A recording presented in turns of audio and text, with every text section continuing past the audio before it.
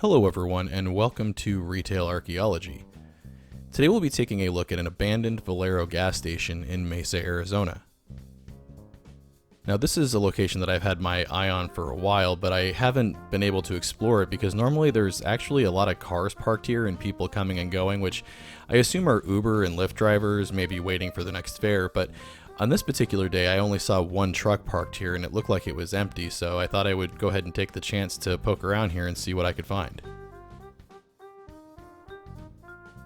Normally these kind of places are usually fenced off, and I'm really surprised this one isn't, because they've gone as far as to rip all of the gas pumps up and tear parts of the parking lot up, and I also noticed these mattresses and all kinds of garbage all over the place. This payphone also caught my eye.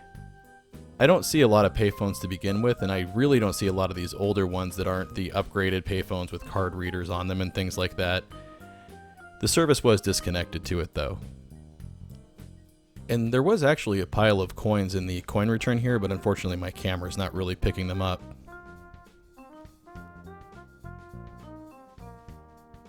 These mattresses and all of this garbage really caught my eye, though that's usually a sign of maybe homeless people hanging out in the back, so we'll take a look at that later on in the video once I have somebody with me, because during this first visit I was actually by myself. I just happened to be driving by, but when I realized there might be, homeless people and stuff camping out, I decided to wait and explore that part until I came back with Mark. It's only safer to explore things like this in pairs. You can see what I mean though, they tore the whole parking lot up back there, and I think they may have even ripped out the storage tanks, I'm not sure. Surprisingly, a lot of the decals and stuff on the windows are still in pretty good shape. Usually the Arizona sun can be really harsh on things like that. And that close sign there with the "we will return" time on it kind of gave me a good chuckle. But you can see the store itself is actually in pretty good shape, considering the rest of the lot and everything is torn up pretty good. Right next door to this location is a sports bar type place, and I think that may be where the empty truck is from. I have noticed a lot of times that this will get used for overflow parking too.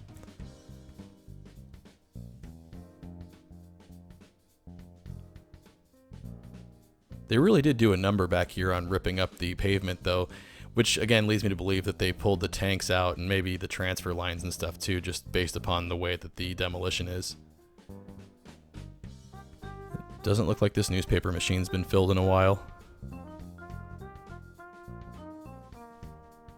Here's a shot from the corner, and this is actually a very busy intersection, so it's kind of surprising that a gas station couldn't survive here, but I will say I am starting to see more and more abandoned gas stations around.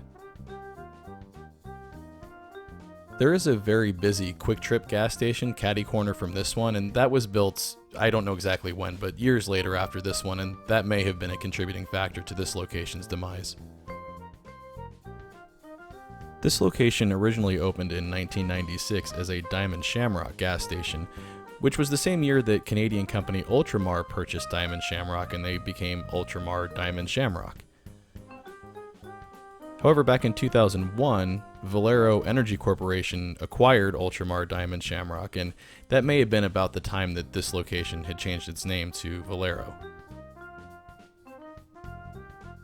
I spotted this notice on the door, and according to it, this place was no longer allowed to be a business as of January of 2017, so it looks like this place has been abandoned for about 2 years now.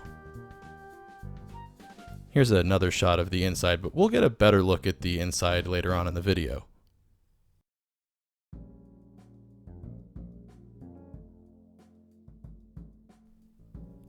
Like I mentioned earlier, I'm really surprised this place wasn't fenced off. Pretty much all of the abandoned gas stations that I see have some sort of chain link fencing around them. I did a little bit of digging online, and I can see that this place went up for sale sometime in 2015, but I'm guessing nobody purchased it, and the people that owned it and were operating it were just forced to shut it down and abandon it. It's really surprising to see all the demo work that was done around the gas pumps and everything in the storage tanks. I don't know how easy that stuff is to fix to bring this place back to life. I'm also not sure if this property is still up for sale or not. Like I mentioned, 2015 was the last listing I could find. Now here's some better shots of the inside. I was able to use my other camera and look through the windows and get much better shots. It looks like on the inside like it just shut down yesterday. It's really a lot cleaner in here than I expected it to be.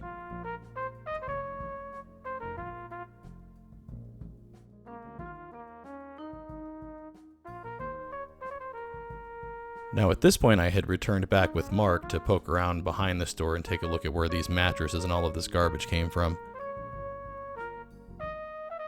There's a weird mishmash of stuff back here. Pieces of furniture, pieces of recliners. It looks like somebody maybe ripped through a donation box or something, because I see a lot of kids' clothes and broken toys and stuff like that.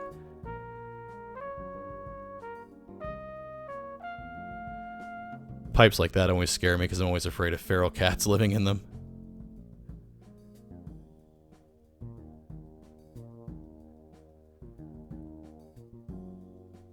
We noticed this door open to where the dumpsters were supposed to be, and this is where we suspected there may have been a homeless camp, and why I wanted to grab Mark in case we ran into somebody back here.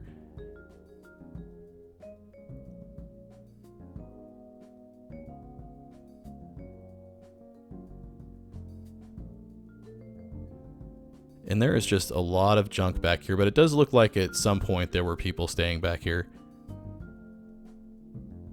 There may have been people staying here pretty recently too. Some of the stuff that was back here didn't look like it had been exposed to the elements as long as other things around the property. For example, this jacket that we found.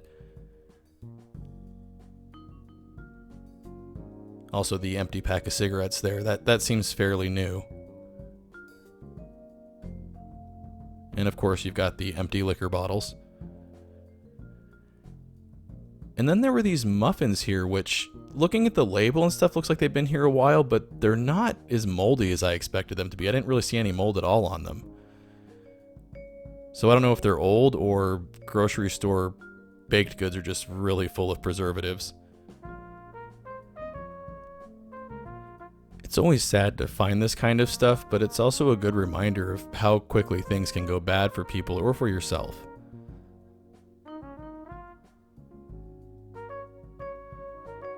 We found another little opened out building over here, and once again it looks like people have been staying in here as well. We've got empty beer cans. Looks like maybe some sort of makeshift matting to sit on.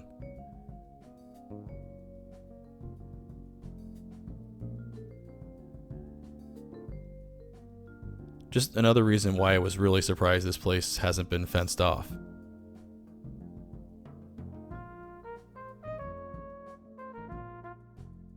I just want to take another second here at the end of the video to remind everyone, if you do choose to go explore places like this, make sure you don't go by yourself. Anyways, I hope you've enjoyed this look at an abandoned gas station. As always everyone, thanks for watching. Want to see your name here? Head on over to patreon.com/retailarchaeology to find out how you can help support the channel.